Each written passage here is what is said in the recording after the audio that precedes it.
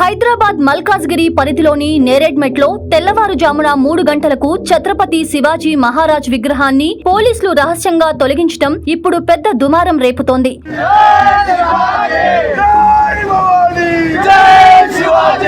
Municipal అనుమతులు లేవన్న కారణంతో అర్ధరాత్రి పూట ఈ చర్యకు పూనుకోవటంపై స్థానిక యువకులు, శివాజీ భక్తులు మండిపడుతున్నారు. మరాఠా వీరుడి వారసత్వాన్ని, ప్రజల భావోద్వేగాలను ప్రభుత్వం అవమానిస్తోందని ఆరోపిస్తూ విగ్రహాన్ని వెంటనే తిరిగి ప్రతిష్ఠించాలని వారు ఆందోళనలు చేస్తున్నారు. నేరేడ్మెట్లో ఇలా జరగటం ఇదే మొదటిసారి కాదు. ఈ ఏడాది జనవరిలో కూడా వినాయక్ నగర్ లో అనుమతులు లేవని చెప్పి పోలీసులు ఇలాగే రాత్రికి రాత్రే విగ్రహాన్ని తొలగించారు.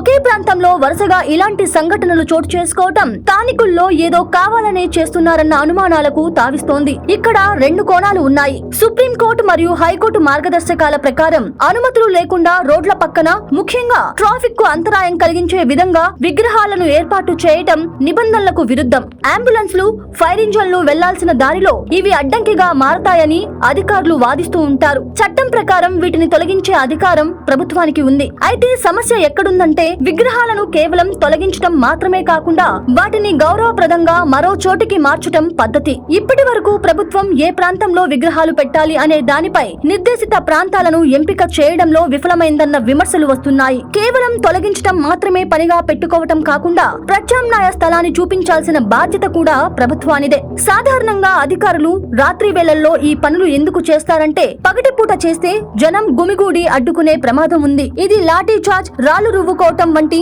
శాంతి భద్రతల సమస్యలకు దారి తీస్తుంది. అందుకే ట్రాఫిక్ ఇబ్బందులు లేకుండా, ప్రజల భావోద్వేగాలు హింసాత్మకంగా మారకుండా నివారించేందుకు అధికారులు ఇలాంటి సున్నితమైన పనులను రాత్రి వేళల్లో పూర్తి చేస్తూ ఉంటారు. కానీ సమాచార లోపం వల్ల ప్రజలు దీన్ని ఒక అక్రమ చర్యగా లేదా కక్షపూరిత చర్యగా భావిస్తున్నారు. ఈ విగ్రహాల తొలగింపు ఘటనలు ప్రజల మధ్య విద్వేషాలను పెంచుతున్నాయి. రేవంత్ రెడ్డి ప్రభుత్వం చట్టం అమలు చేస్తున్నామని చెబుతున్నా ఆ విషయాన్ని ప్రజలకు నమ్మేలా చెప్పడంలో విఫలమవుతోంది. దీనివల్ల కాంగ్రెస్ పై హిందూ వ్యతిరేక ముద్ర వేయాలని చూస్తున్న ప్రత్యర్థులకు ఇది అస్త్రంగా మారుతోంది. జాతీయ స్థాయిలో ఈ అంశం కాంగ్రెస్ పై వ్యతిరేకతను తీసుకువస్తుంది. ప్రభుత్వం ఇప్పటికైనా ఒక స్పష్టమైన స్టాచ్యూ పాలసీని తీసుకురావాలి. విగ్రహాలు ఎక్కడ ఉండాలి, ఒకవేళ తీయాల్సి వస్తే గౌరవంగా ఎక్కడికి తరలించాలి, స్థానిక ప్రజలతో, కమిటీలతో ముందస్తు చర్చలు ఎలా జరపాలి అనే అంశాలపై స్పష్టత ఉంటేనే ఇలాంటి గొడవలు ఆగుతాయి. ప్రభుత్వం ఒక కమిటీ వేసి శాశ్వత పరిష్కారం చూపకపోతే ఇది క్షేత్రస్థాయిలో ప్రభుత్వానికి పెద్ద తలనొప్పిగా మారే అవకాశం ఉంది.